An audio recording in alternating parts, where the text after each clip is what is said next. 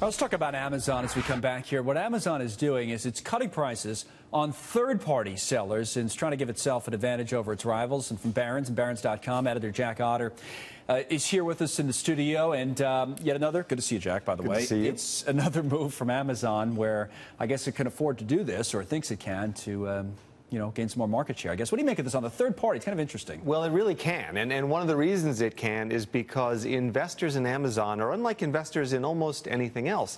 They are willing to say, it's fine, Jeff. I don't care about profit. Just keep on growing. Right. Funnel that money back into growth. And so this is just one of the many, many competitive advantages Amazon has, is it can really sell whatever it wants to and not the things it doesn't. So it looks around the retail landscape and says, oh, yeah, there's a little margin there in HDMI cables. We'll make our own for 8 cents. We'll sell them for $8, and that's right. great. Oh, rugs, those are expensive to ship, so we won't do that.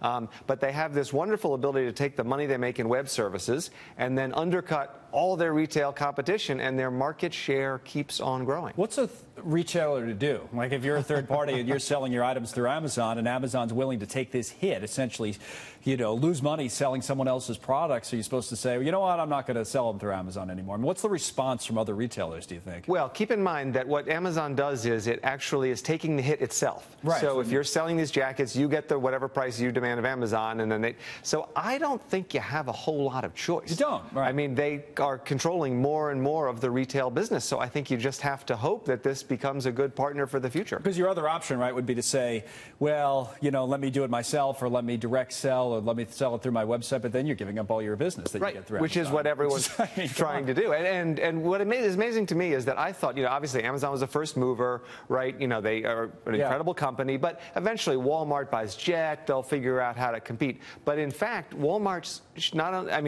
Amazon's share is actually increasing. In 2013, they're about 20% of online sales. Now they're more than 30% of online sales. So as everyone else tries to catch up, Amazon is growing even faster. Now, this particular move, you think it hurts big-time retailers at the lower end? Walmart, you mentioned already, like a Dollar General, and companies like that would get hurt by this, or some others? I don't know about Dollar General. I mean, there's a few of these stores that people go to, and they don't really have an item in mind. They just want to shop for fun. True. TJ Maxx, Burlington Coat Factory.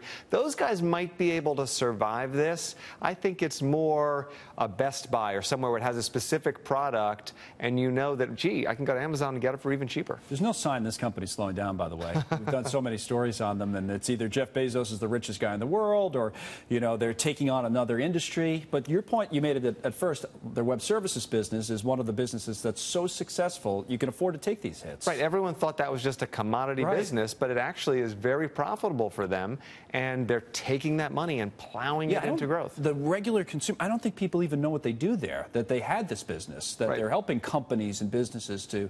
So it's IBM, Microsoft, and Amazon, I believe, are the big three, and Google's doing it as well. Yes. So it's all that stuff that lives in the cloud. You back up your iPhone, it's on the cloud, and so forth. So this is, these data centers are growing hugely. They're helping companies like Intel, because as they provide chips for these companies. Yeah, it's lucrative. It's lucrative stuff, right? And so it's very lucrative, and more of our life is moving into the cloud, which is a little scary. That's a different conversation. Yeah, that's a security conversation. But it's a very good business opportunity for Amazon.